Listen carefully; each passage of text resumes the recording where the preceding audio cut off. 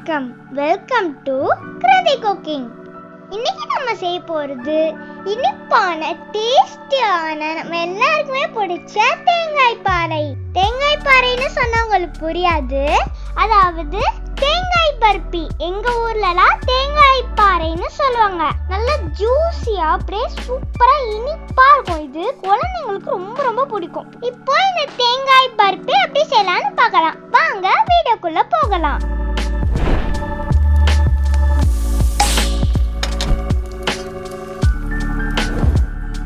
இதுக்கு தேவையான பொருள் என்னென்ன அப்படின்னு பார்க்கலாம்.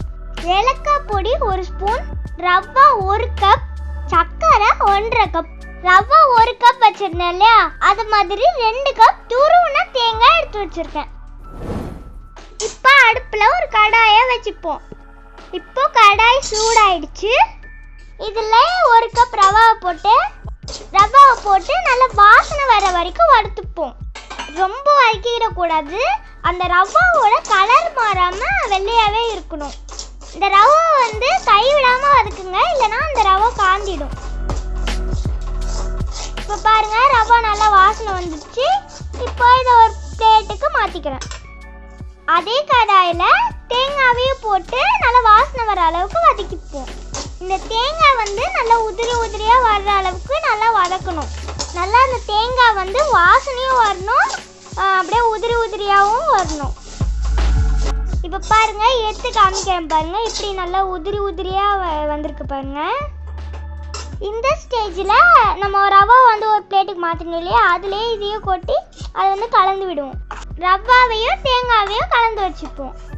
இப்போ ஒரு பிளேட்டில் கொஞ்சம் நெய்யை போட்டு அது தடவி விடுவோம். நல்லா எல்லா இடத்துலையும் பரற அளவுக்கு தடவி விடுவோம். இந்த நெய் ஏன் தடவுறோம்னா, தேங்காய் பாறையை நம்ம கிண்டி ஊற்றும் போது அது எடுக்கும் போது ஈஸியாக வரும், ஒட்டிகிட்டு இருக்காம ஈஸியாக அப்படியே வந்துடும். அதனால இந்த நெய் தடவுறோம்.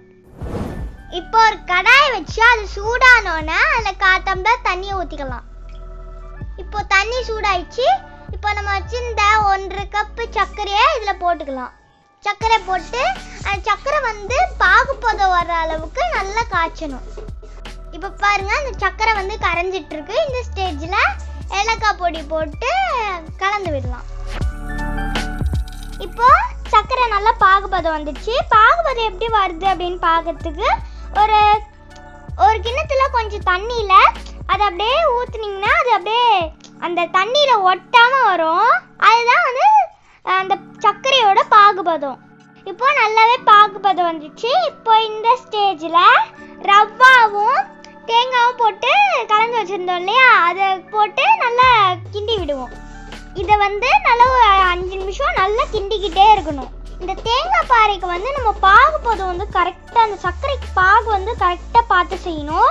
பாவு முறுவிடுச்சுன்னா இந்த தேங்காய் பாறை கொஞ்சம் பொறன்னு போயிடும். அப்புறம் சாப்பிட நல்லா இருக்காது. அதனால பாகுபதம் இதுக்கு மட்டும் கரெக்டாக, அந்த சர்க்கரைக்கு பாகுபதம் கரெக்டாக பார்த்து செய்யுங்க. இப்போ 5 நிமிஷம் ஆயிடுச்சு பாருங்க, அப்படியே திரண்டு வருது பாருங்க, ஒட்டாம. இப்போ இது தட்டில் போட்டு நல்லா அது சமமாக லெவலில் தட்டி விடுவோம். இது ரொம்ப அழுத்தி அப்படியே நசுக்காதீங்க, அது அப்படியே கல் மாதிரி ஆயிடும். அதனால நீங்கள் அப்படியே லேசாக தடவி விடுங்க. இப்போ இது செட் ஆயிடுச்சு நல்லா. இப்போ இது 2 மணி நேரம் கிட்டக்க நல்லா ஆறட்டும். அப்போதான் நம்மளால கட் பண்ண முடியும். இப்போ 2 மணி நேரம் ஆயிடுச்சு. இப்போ கட் பண்ணி பார்ப்போம். நல்லா செட் ஆயிருக்கு பாருங்க. இப்போ டைமண்ட் ஷேப்பில் கட் பண்ணிட்டேன் பாருங்க. இப்போ இதை எடுத்துடலாம். ஒரு கத்தியால் அப்படியே எடுத்துடலாம். அதை அப்படியே கட் பண்ணி எப்படி நல்லா டைமண்ட் ஷேப்பில் அழகா இருக்கு பாருங்க. வாவ், இப்போ பாருங்க நம்மளோட தேங்காய் பாறை இவ்வளோ சூப்பராக ரெடியாக இருக்குன்னு. இது பாகுபதம்லாம் கரெக்டாக பார்த்து செஞ்சதுனால ரொம்ப நல்லா வந்திருக்கு பாருங்க இந்த தேங்காய் பாறை. இது குழந்தைங்களுக்கு ரொம்ப பிடிக்கும். அதனால உங்க குழந்தைங்களுக்கு செஞ்சு கொடுங்க. பாருங்க, புட்டு காமிக்கிற பாருங்க, எவ்வளோ அப்படியே சாஃப்டா இருக்கு பாருங்க, சாப்பிடணும் போல. இந்த டிஷ்ஷை மறக்காம உங்க வீட்டில் ட்ரை பண்ணி பார்த்துட்டு கமெண்ட் பண்ணுங்க எப்படி இருக்குன்னு. இந்த வீடியோ உங்களுக்கு பிடிச்சுன்னா லைக் பண்ணுங்க. இதே மாதிரி உங்களுக்கு வேற ஏதாவது டிஷ் வேணும்னா எனக்கு கமெண்ட் பண்ணுங்க, நான் உங்களுக்கு செஞ்சு காமிக்கிறேன். இந்த வீடியோவை உங்க நண்பர்களுக்கு ஷேர் பண்ணுங்க. மறக்காம கிராதி குக்கிங் சேனலுக்கு சப்ஸ்கிரைப் பண்ணிடுங்க. பக்கத்தில் உள்ள பெல் ஐக்கனை கிளிக்